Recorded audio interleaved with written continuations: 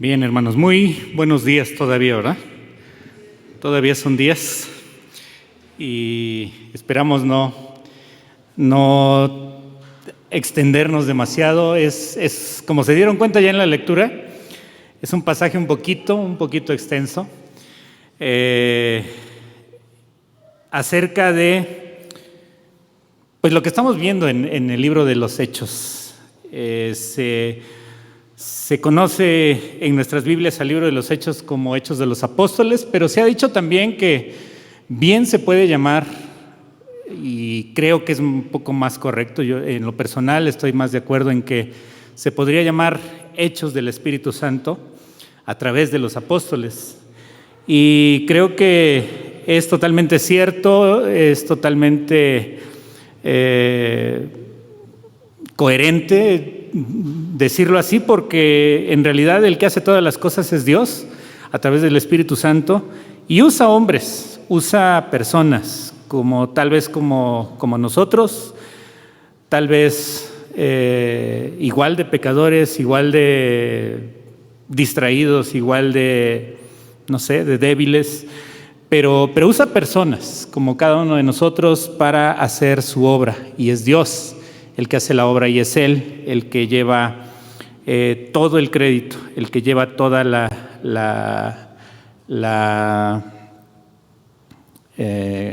¿cómo se puede decir? El que lleva el crédito se lo lleva el Señor, porque Él es el autor de todas las cosas, Él es el dueño de la iglesia, Él es el autor y consumador de todas las cosas. Antes de pasar al mensaje, quiero que inclinemos nuestros rostros una vez más. Vamos a ponernos de pie un momento más, y quiero pedirles también que no veo aquí las diapositivas, así nada más, o ya, ok, ya está. Vamos a orar. Señor, te damos muchas gracias, te damos gracias en esta hora, Dios, cuando nuevamente nos tienes aquí en tu presencia. Te agradecemos, Señor, el cuidado que has tenido de nosotros en todo tiempo, en todo momento. Te agradecemos porque tú has sido fiel y has sido bueno con nosotros. Señor, al estudiar tu palabra, queremos pedirte que tú nos guíes con tu Espíritu Santo. Queremos pedirte que tú nos lleves a toda verdad. Sabemos que el ministerio y la acción de tu Espíritu Santo es eso precisamente, guiarnos a toda verdad. Y queremos, Señor, que en esta hora tú lo hagas.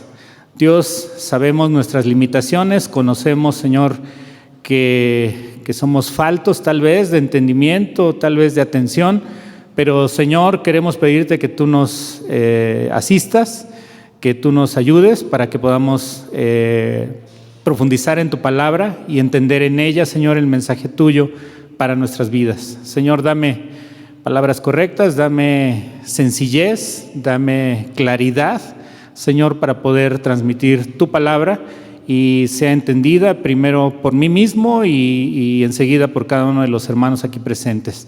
Te pedimos que en todo, Señor, tú seas glorificado en todo lo que hagamos. Te lo rogamos en el nombre de Cristo Jesús. Amén. Bueno, pues tomen su lugar nuevamente. Y decía, como ya vimos, la lectura es un poquito extensa, versículos 14 al 42 del capítulo 2 de Hechos. Estamos situados en la fiesta de Pentecostés. La semana pasada, con Dani veíamos un poquito lo que pasó el día de Pentecostés, algo que es muy conocido, el día de Pentecostés. ¿Qué sucedió allá en el libro de Hechos? ¿Qué sucedió en Jerusalén?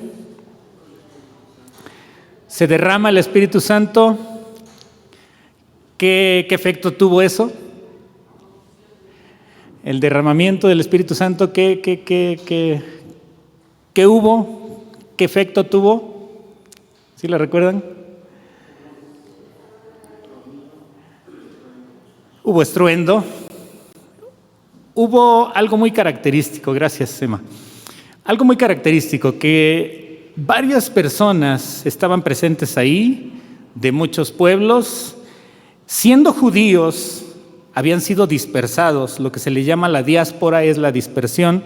Y siendo judíos, pues ya vivían en otros lugares. Hagan de cuenta como las personas que salen de aquí del país, se van a Estados Unidos y cuando regresan, ya sea ellos o sus hijos, pues ya no hablan bien el español, ya no hablan bien lo que nosotros acostumbramos y creo que ya no nos entienden a veces. Hablan Spanglish. Pues algo parecido pasaba con los judíos que habían sido dispersados ahí en la región, regresaban a Jerusalén y muchos de ellos ya no entendían bien a bien lo que se hablaba. Y más porque la palabra de Dios se predicaba, no se predicaba en griego, sino que se predicaba principalmente en hebreo. Era muy celoso el pueblo judío de predicar la palabra de Dios y hacerla pues en el idioma original donde fue escrito, que es en hebreo. Entonces mucho menos era fácil para ellos entender. Entonces Dios tuvo la necesidad de hablar la palabra de Dios, de que se hablara de la palabra de Dios y que se hablara en las lenguas de aquellas personas que venían de lejos. Eso vimos la semana pasada. El pasaje concluía en que las conclusiones a las que llegaban las personas que estaban ahí, ¿cuáles eran? ¿Sí recuerdan? Que estaban ebrios, que estaban llenos de mosto, llenos de vino, quiere decir mosto, y están borrachos, están tomados, dicen incoherencias, dicen cosas que no tienen sentido. Y ahí es donde comienza nuestro pasaje, en Hechos 2:14. Comienza precisamente después de que la gente llega a una conclusión de que las personas que estaban hablando de manera rara, teniendo un comportamiento raro, pues no tenían, o más bien que estaban fuera de sí. Estaban ebrios, estaban borrachos, estaban llenos de mosto. Pero vamos a recordar un poquito acerca de los apóstoles. Y precisamente el tema es la proclamación. La proclamación, ¿por qué escogí este tema, este título más bien? Porque se trata de una de las primeras predicaciones, de las primeras proclamaciones del Evangelio en labios de los apóstoles. Y principalmente es en labios ¿de quién? Pedro.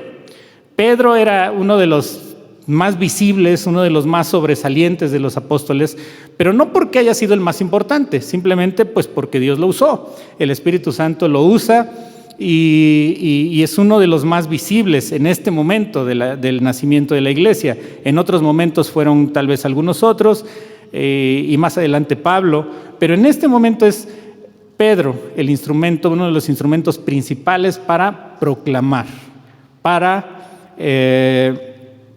dar a conocer, para anunciar, porque todos esos significados tiene la palabra proclamación, que en griego es la palabra kerigma o kerugma, que algunos la pronuncian con u, o con i. La palabra kerigma quiere decir eso: proclamación, anunciación, predicación. Y se trata precisamente de eso, de dar a conocer algo, de dar a conocer, de anunciar algo, y en este caso es el Evangelio de la palabra de Dios. Recordando un poquito nada más, no quiero extenderme mucho, pero recordando un poquito acerca de todo lo que vivieron los apóstoles, los llamados primeros discípulos, pero que después poco a poco se van llamando apóstoles. Recordemos que estuvieron ellos personalmente con Jesús. ¿Recuerdan qué tiempo más o menos? Un promedio de 3 años estuvieron caminando personalmente con Jesús, recibiendo las cátedras ahí, principalmente de labios del Maestro. Podemos decir que tuvieron una licenciatura en teología directamente con el Maestro de Maestros, con el Señor Jesús, y recibieron esa clase. Después de que en todos los eventos que se llevan a cabo alrededor de la crucifixión, sí recordamos también que ellos ya estaban, pues ya habían terminado sus 6 semestres de capacitación de la licenciatura en teología ahí directamente del Señor Jesús, Y vienen las pruebas, viene la práctica, vienen las pruebas, ¿y qué sucede con ellos? Pues resulta que Pedro, ¿qué pasó? Le niega. Judas le traiciona. Los demás huyen. ¿Y quién se quedó ahí cerca del maestro? Nadie.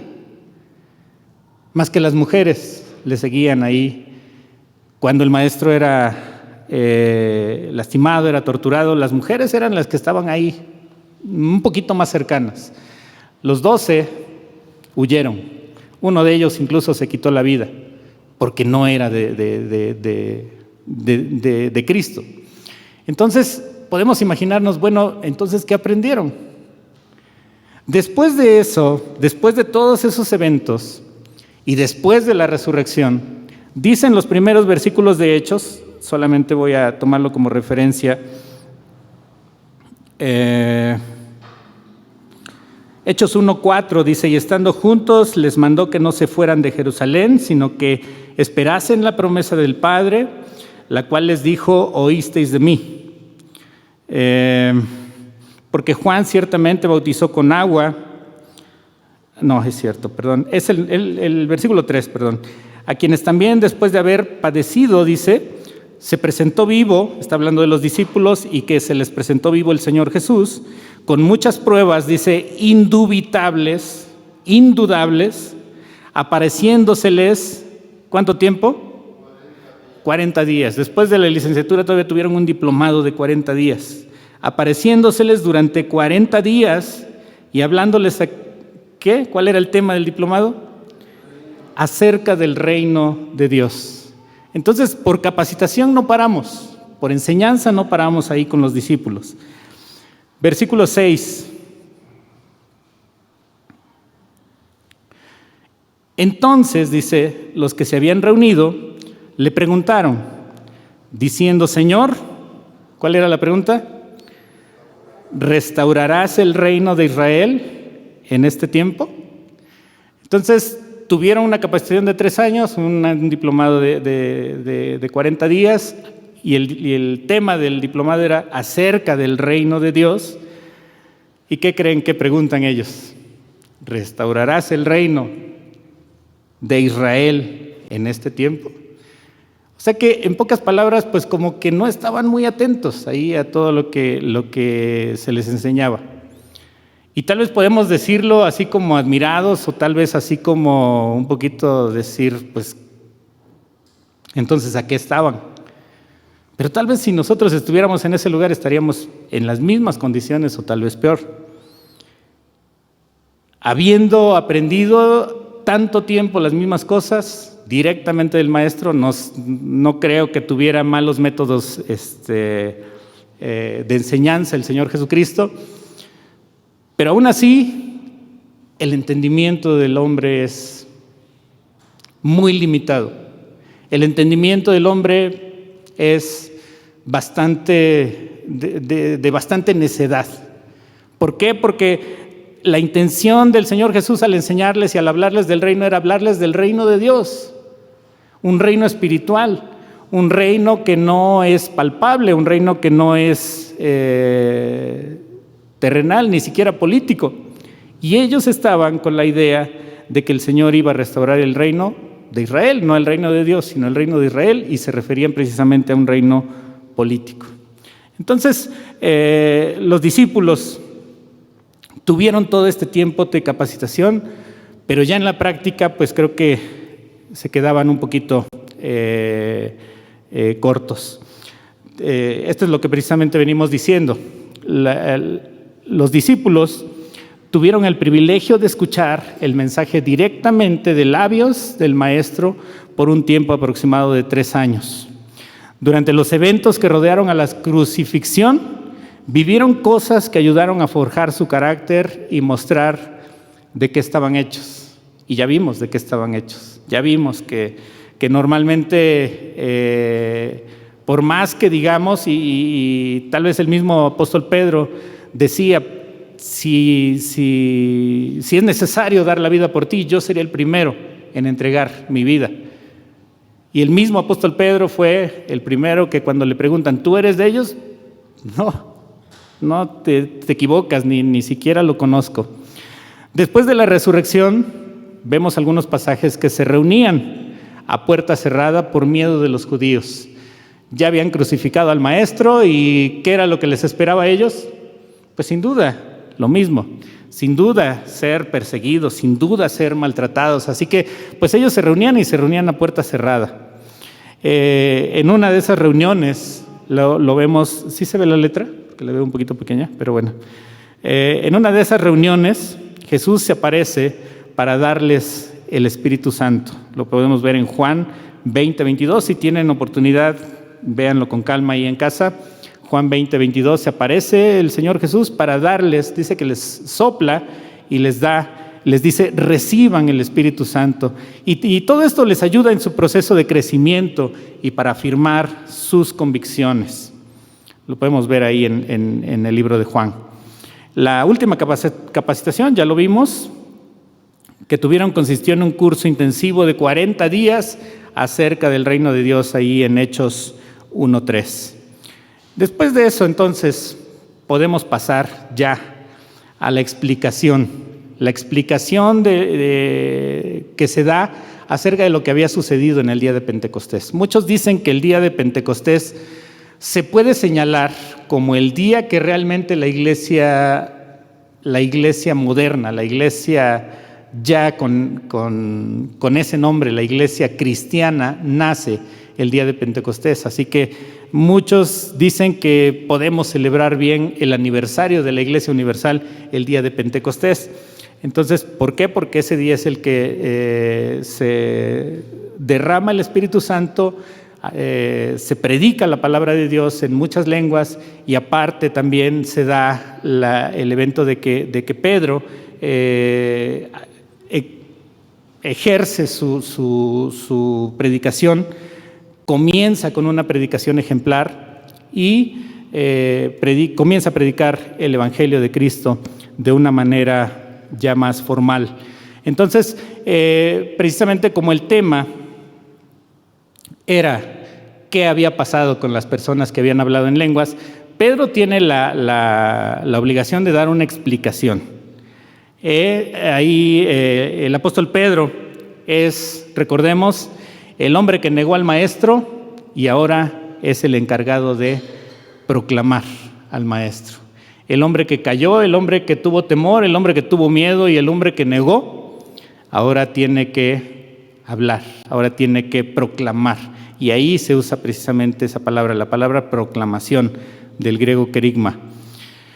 Aunque solo habla Pedro, ahí vemos en el pasaje que solamente habla Pedro, pero él estaba siendo portavoz de los 11. ¿Por qué? Porque ahí dice el versículo 14, entonces Pedro, poniéndose en pie, ¿con quién? Con los 11. Era Pedro hablando. Recordemos que ya aunque no estaba Judas, pero ya habían elegido al sucesor, que era ¿quién? Matías, ¿sí lo recuerdan? Ya estaba entonces, nuevamente estaba completo el equipo, ya era Pedro y los 11. Pedro era el portavoz y le acompañaban los 11. Y esto nos da a entender que la proclamación no es de un solo hombre. La proclamación no es nada más del que se para al frente. La proclamación no es únicamente de quien está al frente como persona visible en la iglesia. En este momento era Pedro, pero estaba respaldado por los 11. Pedro procede a explicar lo ocurrido por la venida del Espíritu Santo. Toda obra en la iglesia debe tener una explicación lógica. Eso es lo que últimamente hemos estado olvidando, se ha estado olvidando en la iglesia moderna, que todo lo que sucede en la iglesia, todo, absolutamente todo, debe tener una explicación lógica, una explicación coherente y una explicación sustentada en la palabra de Dios. Nada sucede porque sea algo misterioso. Nada sucede que tenga un origen místico. Nada sucede y que digamos, ay, pues es que quién sabe por qué pasó, pero pues pasó, y yo creo que ha de haber sido Dios en sus misterios, en sus procedimientos ocultos, pues tal vez Dios hizo esto. Y no, Pedro procede a dar la explicación de que lo que pasó en ese momento, de que se aparecieron lenguas repartidas y que las personas comenzaron a hablar en lenguas, tenía su explicación. Nada sucede de manera mística, mágica, no hay milagros, lenguas, sanidades, no hay risa santa, no hay vómito santo, no hay caídas, no hay lluvias de diamantes, etc. ¿Han escuchado alguna de estas cosas que pasan en las iglesias de nuestros tiempos? Risas, vómitos, ¿qué más? Caídas. Es que viene tal predicador y pues, va a tumbar a los que les dé el Espíritu Santo. Y si no te tumba, pues es que no tienes suficiente fe, es que no estás lo suficientemente receptivo para que el Espíritu Santo te llene y te tumbe. Y no, todas esas cosas son simplemente cosas que la iglesia ha adoptado del ocultismo. Así se tiene que decir, porque así es. La iglesia ha adoptado del ocultismo muchas cosas místicas, muchas cosas ocultas, precisamente para eso, para tratar de hacer un poquito más atractiva la iglesia. Y lo que no se ha podido lograr con la predicación de la palabra, pues a ver si se puede lograr con todos estos espectáculos. Y tristemente, detrás de todo eso, pues está Satanás tratando de meter la mentira en medio de las iglesias. Satanás es el especialista precisamente en meter mentira. ¿Por qué? Porque él es padre de mentira. Y él es especialista precisamente en eso, en tratar de hacer que las cosas se parezcan buenas, parezcan muy espirituales, pero dentro de todo eso mete confusión en la iglesia. El milagro de las lenguas tenía un propósito, lo explica ahí el apóstol Pedro. El milagro de las lenguas tenía un propósito y era revelar el carácter contextual de la misión de la iglesia. La iglesia tenía una misión y era una misión contextual, una misión universal. La iglesia ya no se iba a concentrar únicamente en el pueblo judío. La iglesia ya no se iba a concentrar únicamente en Jerusalén. La iglesia ya tenía que ser extendida. La iglesia ya tenía que salir, porque el Señor Jesucristo había dicho, me seréis testigos, ¿dónde? En Jerusalén, ¿sí? Ahí tenía que empezar, pero después en toda Judea, ¿dónde más? En Samaria, ¿y dónde más? En lo último de la tierra. Y en lo último de la tierra, o en Samaria, o en Judea, o en todos esos lugares, no se habla el mismo idioma.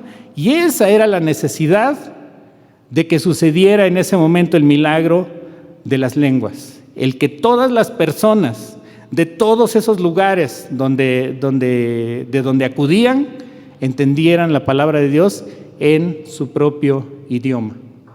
Y eso era lo que sucedió.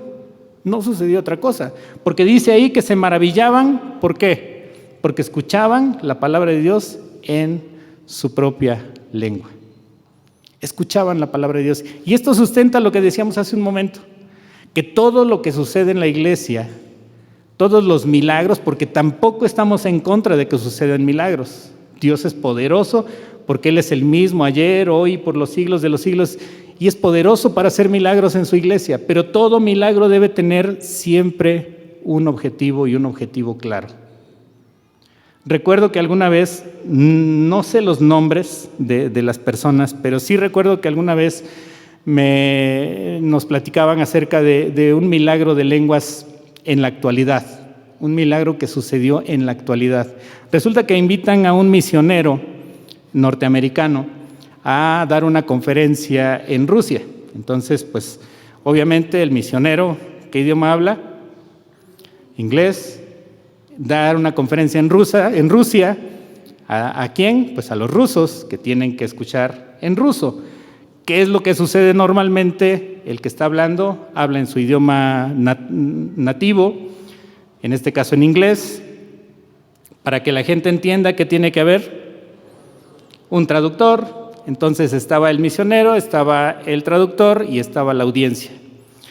Y resulta que el misionero comienza a hablar y hablar y hablar y bueno, en un principio el traductor a traducir. Y en un momento el misionero comienza a hablar y ya no se detuvo. Y de momento se da cuenta y le dice al traductor: perdón, ya no me detuve para que tradujeras.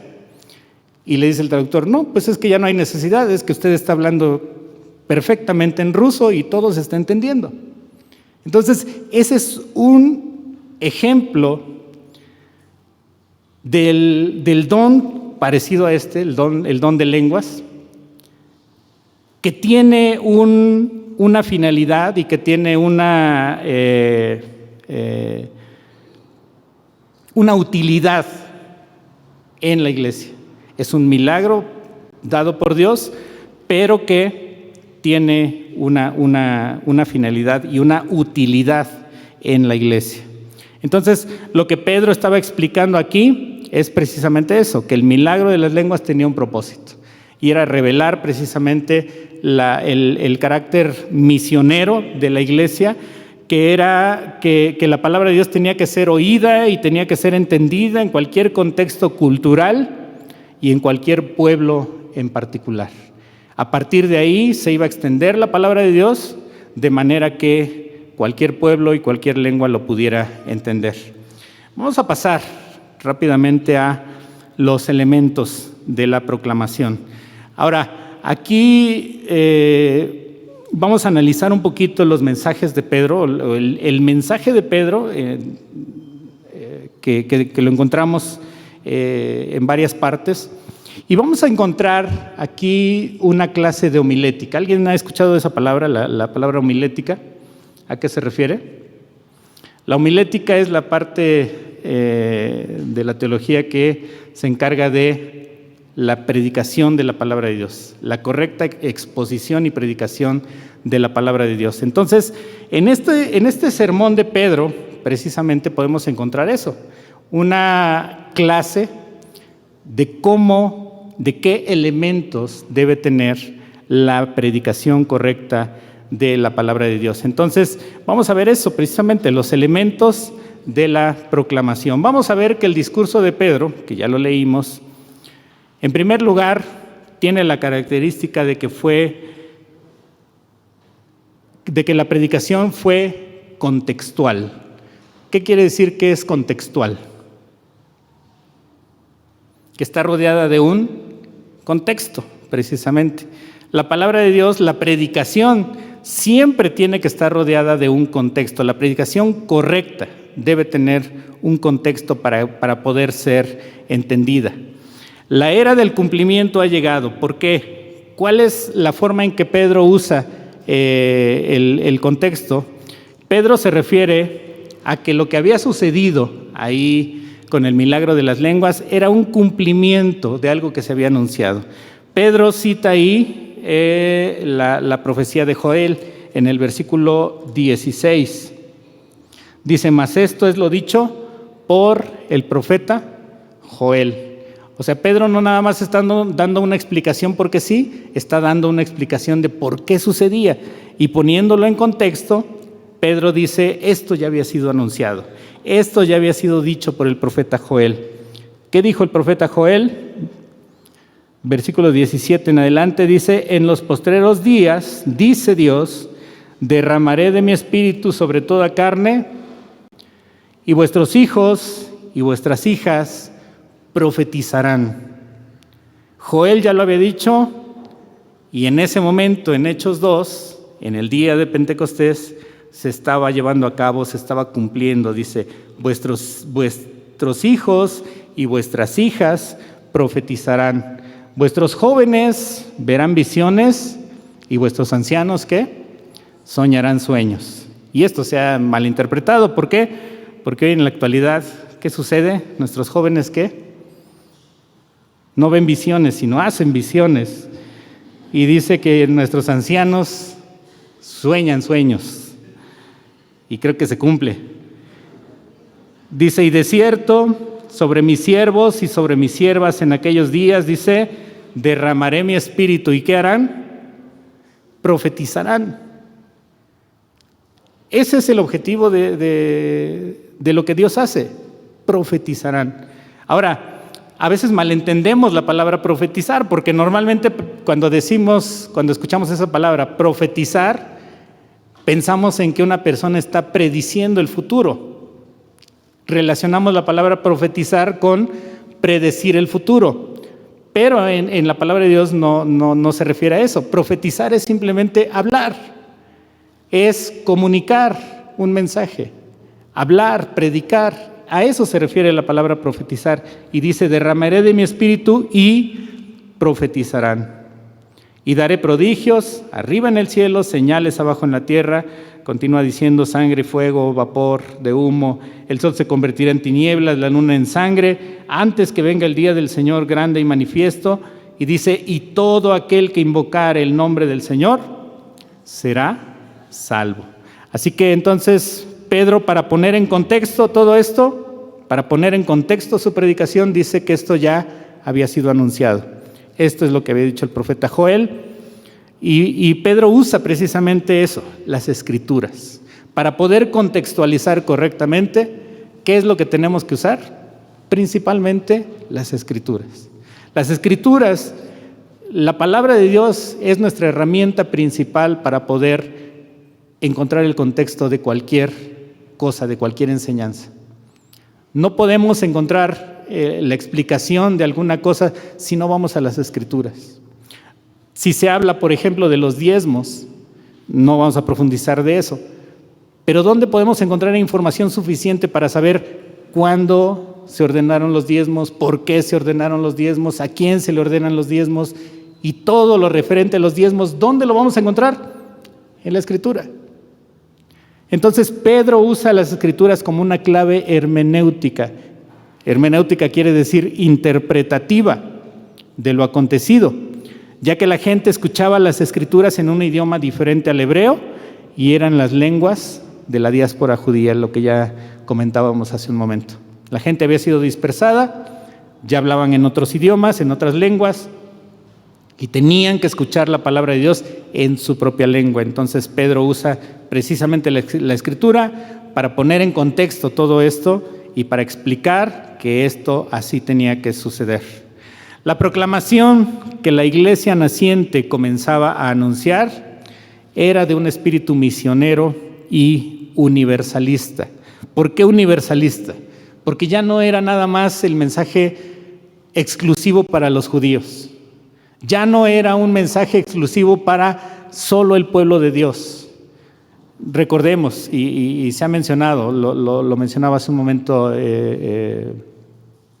Raúl, los judíos eran tan celosos que ni siquiera le hablaban a sus medios hermanos, que eran los samaritanos, mucho menos a los gentiles. No tenían ese roce, ese acercamiento, esa intimidad, mucho menos se les compartía la palabra de Dios. Pero a partir de este momento, la iglesia tenía que entender que el mensaje tenía que ser predicado más allá de las barreras de la nacionalidad. Tenía ya la iglesia un carácter misionero, un carácter universalista. ¿Por qué? Dice el versículo 21, todo aquel que invocare, todo aquel que invoque el nombre de Dios será salvo. Y ahí está hablando ya no nada más de los judíos, ahí está hablando ya precisamente de lo que había dicho el Señor Jesucristo, que los discípulos serían testigos en Jerusalén, en Judea, en Samaria y en lo último de la tierra, y en todos esos lugares el que invoque el nombre del Señor será salvo. Todo el que invoque el nombre del Señor será salvo. Lo dice también el versículo 39, ahí un poquito más adelante, versículo 39, porque para vosotros es la promesa. Ahí está hablando de los judíos. Para vosotros es la promesa y para vuestros hijos. ¿Pero para quién más? Versículo 39, y para todos los que están lejos, para cuantos el Señor nuestro Dios llame.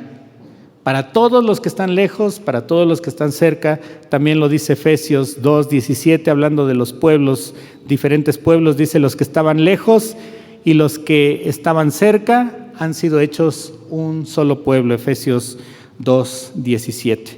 Entonces, Pedro pone en contexto precisamente para anunciar su mensaje, para comenzar su mensaje. Pedro pone en contexto los acontecimientos que tenía que explicar y usa precisamente las Escrituras para hacer esto. ¿Cuál es el siguiente elemento de la proclamación? ¿Cómo debe ser la proclamación? Aparte de estar bien contextualizada, la predicación debe tener un elemento principal. La predicación tiene que ser bíblica. La predicación tiene que ser bíblica. Y Pedro hace precisamente esto. Pedro comienza citando un pasaje de la Escritura. Ya lo leímos, Joel 2, del 28 al 32. Bueno, lo leímos en Hechos, pero en Joel es lo mismo. En el cual Dios usa a las personas como un instrumento para anunciar su palabra sin restricciones. Dios profetiza ahí por medio de Joel que iba a derramar de su espíritu y que la palabra de Dios iba a ser proclamada. Todos aquellos que sobre los cuales se derramara el Espíritu Santo iban a profetizar la palabra de Dios. Entonces, cuando Dios usa a las personas como instrumento para anunciar su palabra, lo hace sin restricciones. Dice que iba a usar ¿a quiénes? A jóvenes y a viejos. Dice ahí, derramaré mi espíritu ¿sobre quién? Sobre toda carne. Ya no era nada más sobre los levitas, ya no era nada más sobre la tribu de Aarón, ya no era nada más sobre el sacerdocio. Dice, derramaré mi espíritu sobre toda carne. Ya no hay restricción. Vuestros hijos, vuestras hijas profetizarán, vuestros jóvenes verán visiones, vuestros ancianos soñarán sueños. Dice, siervos, siervas, derramaré mi espíritu y profetizarán. Entonces, Pedro usa precisamente esta parte de que ya había sido anunciado por el Señor a través del profeta Joel, y su predicación le pone el elemento, precisamente el elemento de ser bíblica. En el Antiguo Testamento eran solo unos pocos los escogidos, los que tenían el privilegio de anunciar la palabra de Dios. Ahora, todo aquel que tenga el Espíritu de Dios puede ser un instrumento útil en las manos de Dios. Ahora, ahí sí tenemos que aclarar, es todo aquel que tenga el Espíritu de Dios. Todo aquel que tenga el Espíritu de Dios, no cualquiera. Sí puede ser cualquiera, pero la condición es que tenga el Espíritu de Dios. Ahora, lo triste es que mucha gente dice, pues yo tengo un mensaje, yo recibí un mensaje, yo quiero hablar, yo quiero decir esto, yo quiero proclamar, yo quiero profetizar sobre tu vida, que vas a ser exitoso, que vas a ser grande, que vas a ser rico, no sé, muchas cosas de esas. Pero ¿qué seguridad tenemos que esa persona está hablando dirigida por el Espíritu Santo? ¿Qué seguridad tenemos o qué seguridad podemos tener? Solamente el hecho de que una persona hable y su hablar sea congruente con la palabra de Dios es como podemos pensar que es un mensaje de parte de Dios. Por eso es que la predicación o la proclamación tiene que ser bíblica. De esta manera, Pedro explica a partir de una cita bíblica el comportamiento extraño de los discípulos. Pedro no se dedica nada más a justificar o a decir, no, pues es que tal vez sucedió por esto, tal vez fue porque esto otro, no sé, conjeturas ahí o a tratar de hacer maromas para dar una explicación. No, Pedro explica a partir de una cita bíblica el comportamiento que parecía extraño o que era extraño de los discípulos. Aquello que la gente interpretaba como incoherencias o como borracheras, Pedro dice, no están ebrios. ¿Por qué? Son las 9 de la mañana apenas. es la hora tercera, dice. Bueno, tal vez en algunos lugares sí, a las 8 o 7 de la mañana ya hay personas llenas ya de alcohol. Pero bueno, Pedro dice son las 9 de la mañana y aparte está escrito en la Biblia. Era un comportamiento que tenía su explicación. Entonces, Pedro usa precisamente este ejemplo para enseñar y para sustentar su proclamación por medio de la palabra de Dios. Pedro es el ejemplo del uso de la sola escritura como elemento indispensable de la enseñanza. ¿Recuerdan las 5 solas que se proclaman normalmente cuando recordamos la reforma protestante? Una de ellas es sola escritura, que la predicación tiene que ser solamente por medio de la escritura, solamente extraída de la escritura, y Pedro precisamente es el ejemplo del uso de la sola escritura como elemento indispensable de la enseñanza. ¿Cuánta falta hace en nuestros días la predicación que sea solamente bíblica? ¿Cuánta falta hace en nuestros días que los predicadores se sometan o nos sometamos? ¿Cuánta falta hace que nos sometamos a que nuestra enseñanza, nuestra predicación sea siempre sustentada solamente en la palabra de Dios? Entonces ya vimos que la palabra de Dios tiene que ser, la proclamación de la palabra de Dios tiene que ser contextual, la proclamación de la palabra de Dios tiene que ser bíblica, y hay otro elemento. La proclamación de la palabra de Dios tiene que ser cristocéntrica, y Pedro lo hace en este momento. La predicación de Pedro fue cristocéntrica. El versículo 21 centra la predicación de Pedro, ¿en quién creen? En el Señor Jesucristo. ¿Por qué? Porque dice, y todo aquel que invocare el nombre del Señor será salvo. Centra ahí a la persona del Señor Jesucristo, pero del versículo 22 en adelante explica, porque ahí nada más habla del Señor, pero del versículo 22 en adelante habla de quién es el Señor. Varones israelitas, dice, oíd estas palabras. Jesús Nazareno, varón ¿qué? Aprobado por Dios. Está hablando de Jesús, aquel que los demás consideraban un revoltoso, aquel que los demás consideraban solamente el carpintero, el hijo de José, una persona común y corriente. Pedro dice, Jesús Nazareno es el varón aprobado por Dios, aceptado por Dios, acreditado por Dios, dice. Entre vosotros, ¿de qué manera lo acredita? Con las maravillas, prodigios y señales que Dios hizo entre vosotros por medio de él, como vosotros mismos sabéis. No solamente les dice sus argumentos, Pedro también les dice, ustedes lo vieron. Dios hizo milagros a través de él, Dios hizo maravillas, Dios hizo prodigios, pero dice, ustedes mismos lo saben, vosotros mismos sabéis. Dice, a este entregado por determinado consejo de Dios, por el determinado consejo de Dios y anticipado conocimiento de Dios, prendisteis y matasteis por manos de inicuos crucificándole, al cual, dice, sigue hablando de Jesús Nazareno, al cual Dios levantó, sueltos los dolores de la muerte, por cuanto era imposible que fuese retenido por ella. Entonces, Pedro coloca a Cristo en el centro de su mensaje. Lo acredita,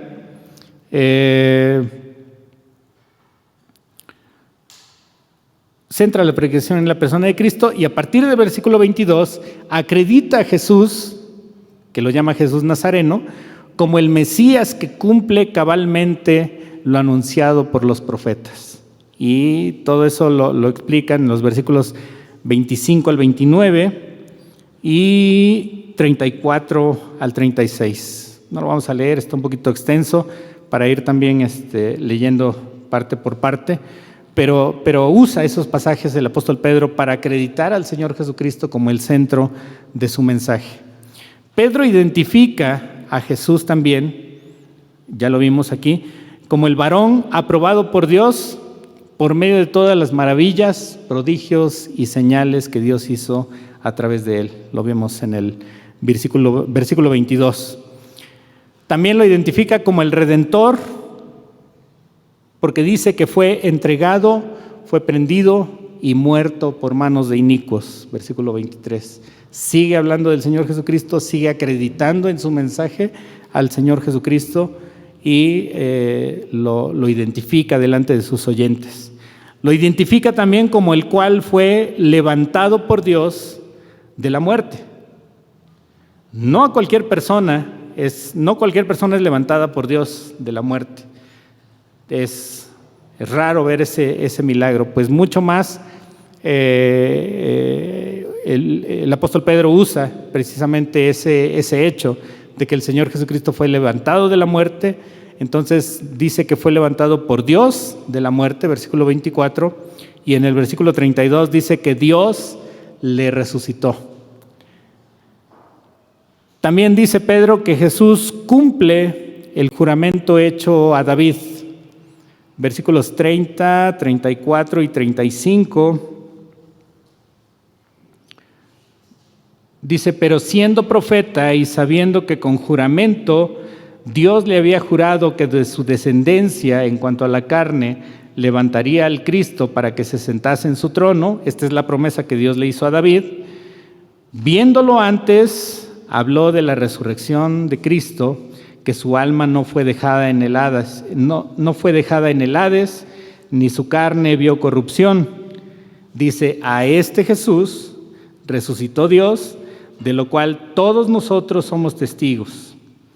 Así que exaltado por la diestra de Dios y habiendo recibido del Padre la promesa del Espíritu Santo, ha derramado esto que vosotros veis y oís. Y continúa hablando de David. Dice, porque David no subió a los cielos, pero él mismo dice, dijo el Señor a mi Señor, siéntate a mi diestra hasta que ponga a tus enemigos por estrado de tus pies.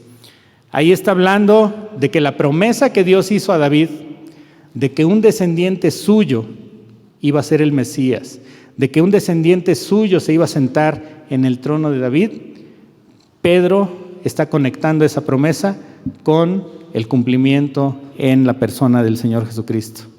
Entonces Jesús también cumple el juramento que Dios hizo a David de que de su descendencia levantaría al Cristo para sentarlo en su trono. Pedro también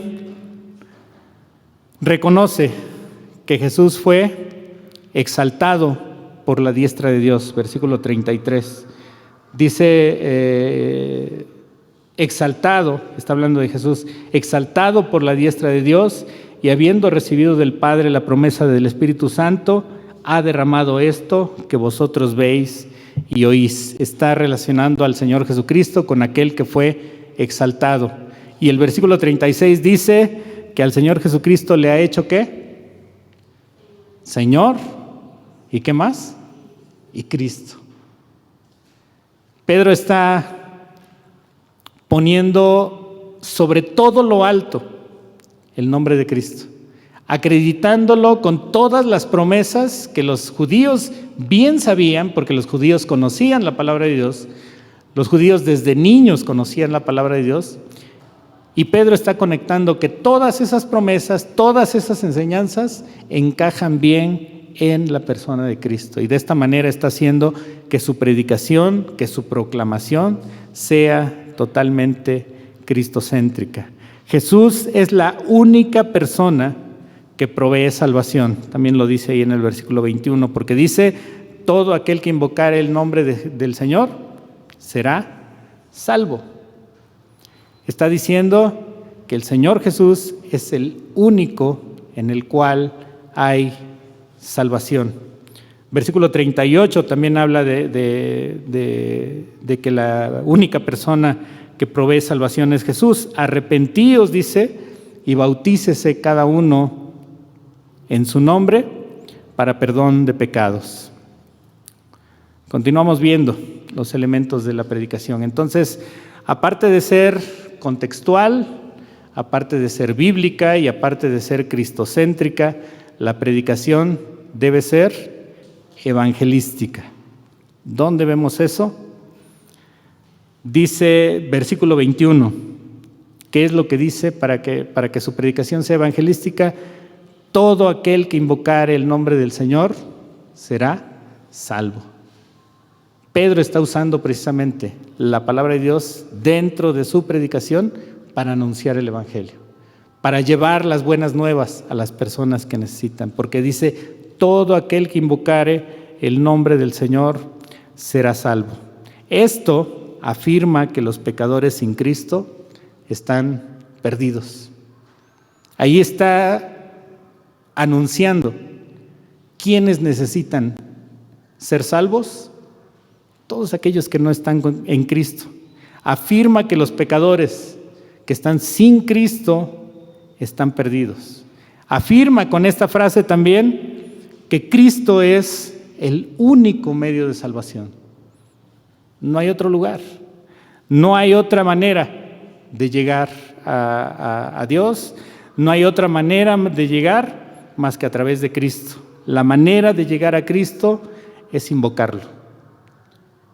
La manera de llegar a Cristo es invocarlo, y no solamente invocarlo de labios para afuera, porque mucha gente lo puede hacer así, mucha gente lo puede entender así, mucha gente a veces pensamos o a veces platicamos con personas y mucha gente nos dice, no, pues es que yo sí creo en Dios, es que yo invoco a Dios, es que yo oro a Dios, pero no es nada más de hacerlo de labios para afuera, no es nada más hacerlo de una manera mecánica, no es nada más hacerlo de una manera superficial. La manera de llegar a Cristo es invocarlo, pero invocarlo haciéndolo, ¿de qué manera? De todo corazón. Dice, todo aquel que invocar el nombre del Señor será salvo. En el versículo 38 también abunda más en el Evangelio, y dice, el versículo 38, arrepentíos y bautícese cada uno de vosotros en el nombre de Jesucristo, ¿para qué? Para perdón de pecados. ¿Y qué va a pasar? Dice, y recibiréis el don del Espíritu Santo. ¿Cuál es la manera de recibir el perdón de pecados? Dice, arrepiéntanse y bautícense. No hay otra manera. El arrepentimiento es un requisito indispensable para el perdón de pecados. A veces pensamos que podemos venir así y podemos recibir las bendiciones de Dios. A veces pensamos que podemos presentarnos delante de Dios y porque tal vez podemos pensar que así nos ha sido anunciado. Muchas veces el evangelio moderno se dice de la manera, ven así como estás, ven así como eres, Dios no te va a rechazar, ven así como eres. Y eso es cierto, ven así como eres, pero Dios te va a transformar, Dios no te va a dejar así como eres. Ven con tus vicios y Dios te va a limpiar, ven con tus pecados y Dios te va a perdonar. Pero a veces el mensaje es mal aplicado y también es mal entendido. Ven a Jesucristo así como eres y no importa lo que hagas, Dios te va a seguir amando. No importa cómo vivas, Dios te va a seguir amando. Y no es así. El arrepentimiento es un requisito indispensable para poder recibir el perdón de los pecados. ¿Qué quiere decir arrepentimiento? Lo hemos dicho en algunas ocasiones. Es un cambio de rumbo, totalmente. Es un giro de 180 grados. El arrepentimiento es que antes caminábamos en un sentido hacia el pecado y en el otro extremo está Dios. Entonces cambiamos nuestro caminar, ya no nos dirigimos hacia el pecado, cambiamos, damos un giro de 180 grados y ahora caminamos en la dirección de donde está Dios. Dando la espalda al pecado, caminamos hacia Dios. Entonces, el arrepentimiento, dice ahí, arrepentíos y bautícese cada uno de vosotros en el nombre de Jesucristo para perdón de pecados. El arrepentimiento es requisito indispensable para el perdón de los pecados. ¿Qué dice este texto también? Que Cristo es el único nombre en el cual podemos ser salvos. También son palabras de Pedro en Hechos 4:12. Y también dice que el regalo del Espíritu Santo se obtiene únicamente confiando en Cristo, porque dice en el nombre del Señor Jesucristo para perdón de pecados. ¿Y cuál es la consecuencia? Dice, o el efecto, dice, y recibiréis el don del Espíritu Santo. Entonces Pedro estaba diciendo que el regalo del Espíritu Santo, afirmando que el regalo del Espíritu Santo se obtiene únicamente confiando en Cristo. El arrepentimiento, también lo dice este texto, el arrepentimiento es personal. ¿Por qué? Porque dice, arrepentíos y bautícese, ¿quién? Cada uno. El apóstol Pedro estaba dejando en claro que el arrepentimiento, el perdón de los pecados, no se da de manera masiva. El arrepentimiento y el bautismo debe ser algo personal. Dice, arrepentíos y bautícese cada uno. No es algo que se puede transferir. Yo no me puedo arrepentir por los pecados de mi esposa, yo no me puedo arrepentir por los pecados de mis hijos. Ellos no se pueden arrepentir por mis pecados. No pueden pedir ellos perdón por mis pecados, ni yo puedo pedir perdón por otra persona. Dice que el arrepentimiento es personal. El arrepentimiento es de cada uno. No se puede transferir, no se puede heredar. El arrepentimiento no se puede heredar. Pues por eso que muchas veces podemos decir, es que yo nací en un hogar cristiano. Sí, ese es un privilegio, el nacer en un hogar cristiano. Pero el arrepentimiento tiene que llegar a nuestras vidas en algún momento. El arrepentimiento tiene que ser personal y tiene que ser delante de Dios, tiene que ser sincero. Entonces, dice ahí Pedro en su predicación, todos estos elementos los pone como elementos para hacer que su predicación sea evangelística. Vamos por último con los resultados de la proclamación. La proclamación, en este caso de Pedro, de la palabra de Dios, tuvo que haber tenido un efecto, tuvo que haber tenido un resultado. Si Pedro fue usado por el Espíritu Santo, Pedro fue usado por Dios, pues el Espíritu Santo, Dios mismo, tenía que haber respaldado ese mensaje. ¿Cuál fue el efecto que causó el mensaje de Pedro? Dice, versículo 37, al oír esto, ¿qué pasó? Se compungieron de corazón. Busqué en otras versiones. En la Nueva Traducción Viviente dice que su corazón fue traspasado. Eso quiere decir compungir. Su corazón fue traspasado. Su corazón fue herido. Fueron heridos en la conciencia, dice la Biblia de las Américas. Dice la Nueva Versión Internacional que estaban profundamente conmovidos. El mensaje de la palabra de Dios, el mensaje de arrepentimiento a través de Pedro, causó esto en los oyentes. Al oír esto, sus corazones fueron traspasados, sus conciencias fueron heridas y fueron profundamente conmovidos. Y eso es lo que causa el mensaje de la palabra de Dios. Causa conmoción. Debe causar arrepentimiento. Cuando el mensaje tiene todas estas características, que es bíblico, que es cristocéntrico, que es evangelístico, que es contextual, el efecto es que los corazones se sienten heridos, que los corazones se sienten atravesados, se sienten traspasados. Me llama la atención porque la misma palabra que se usa para compungir Es la misma palabra que se usa para decir que las manos del Señor Jesucristo fueron atravesadas por los clavos. Así como los clavos atravesaron las manos de Cristo, así la palabra de Dios atraviesa los corazones cuando la palabra de Dios hace su obra en el corazón del pecador. Al oír esto, dice, ¿cuál fue el efecto? Se compungieron de corazón. La palabra de Dios, hablada por los hombres, pero dirigida por el Espíritu Santo, atraviesa, traspasa, aguijonea el corazón del pecador. Así como los clavos traspasaron las manos de Cristo. Eso es lo que les decía hace un momento.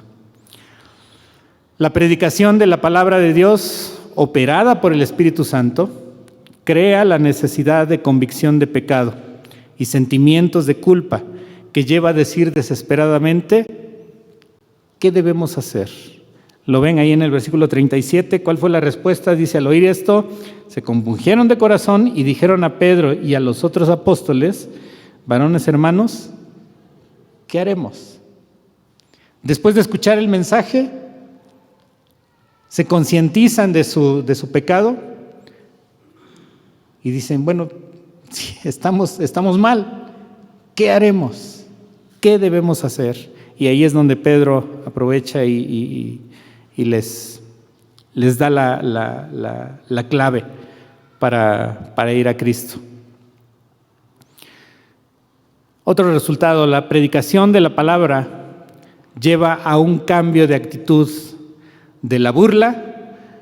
¿Por qué? Porque ese grupo de personas que habían dicho al principio, están borrachos, están llenos de mosto. Hay un cambio de actitud.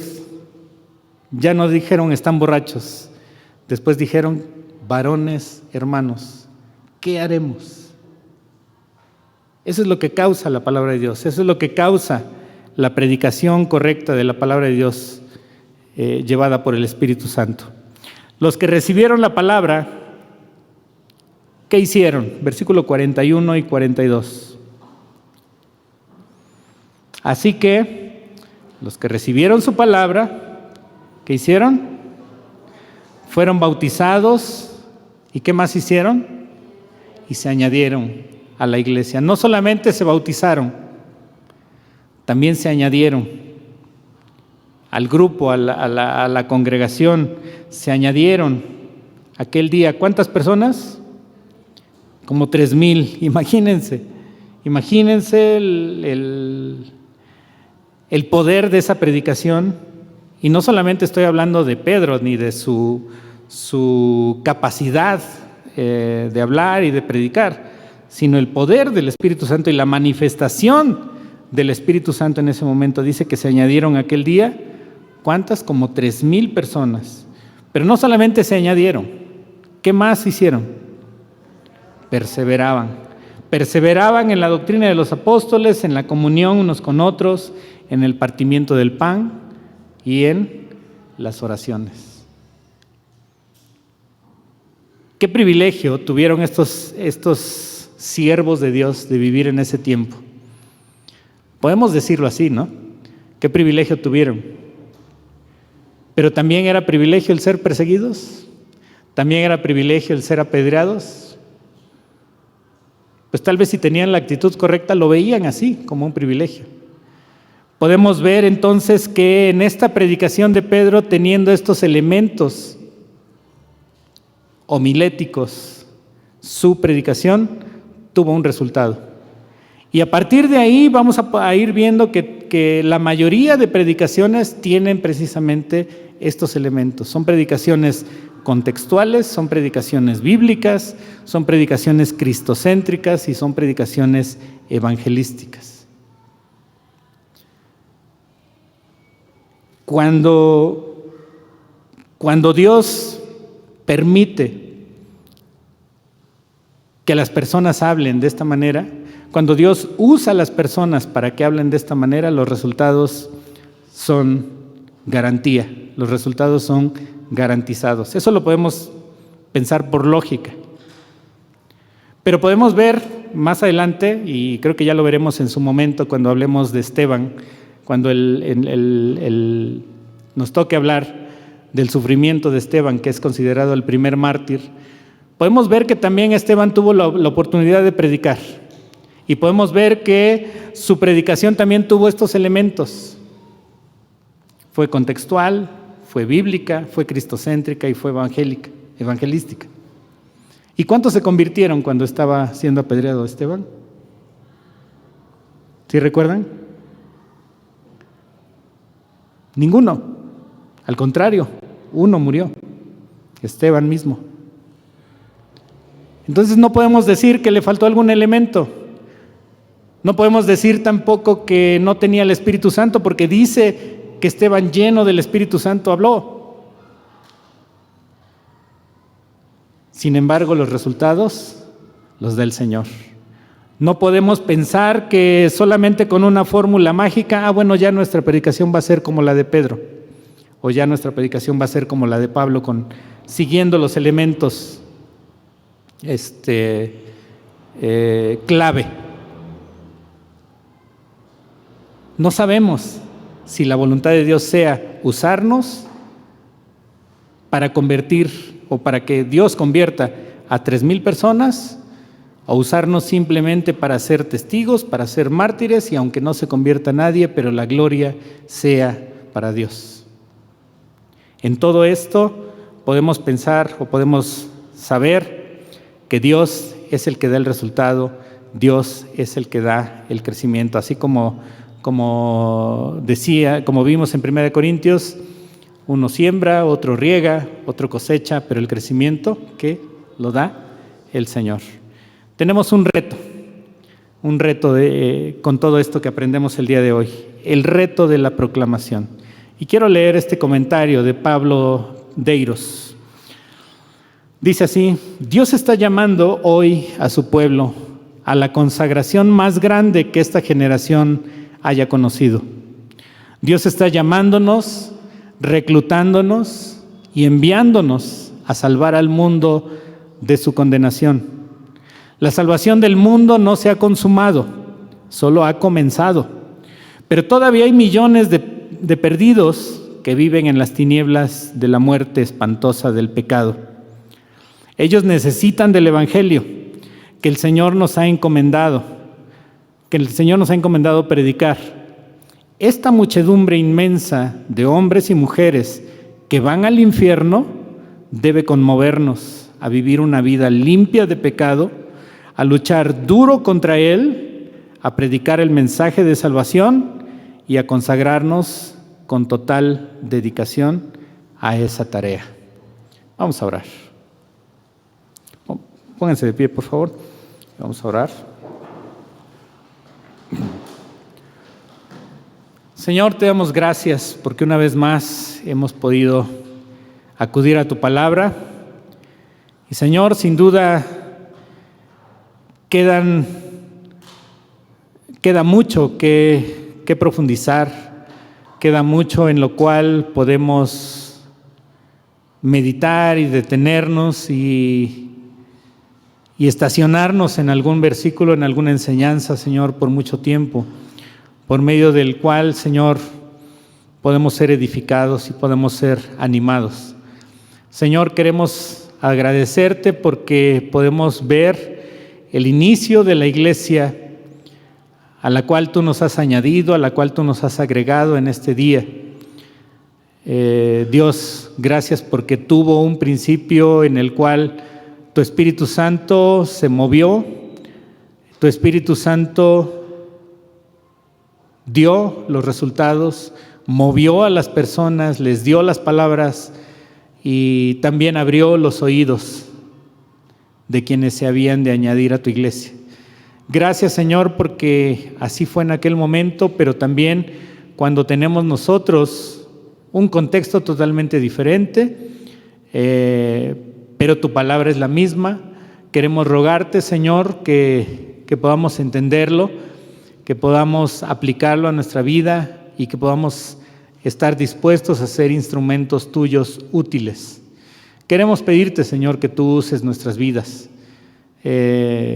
Sabemos que somos siervos inútiles en nosotros mismos. Sabemos que somos faltos muchas veces de sabiduría, de cordura, Señor, pero sabemos también que tu Espíritu Santo puede actuar en nosotros y puede guiarnos, puede ayudarnos para llevar a cabo la obra que tú deseas.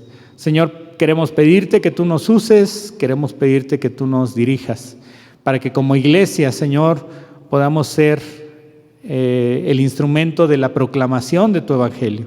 Señor, queremos hacerlo de la manera correcta, queremos hacerlo de la manera que a ti te agrade. Dios, queremos pedirte que tú uses a cada uno de tus siervos en esta iglesia y en donde quiera que se encuentren en la Iglesia Universal.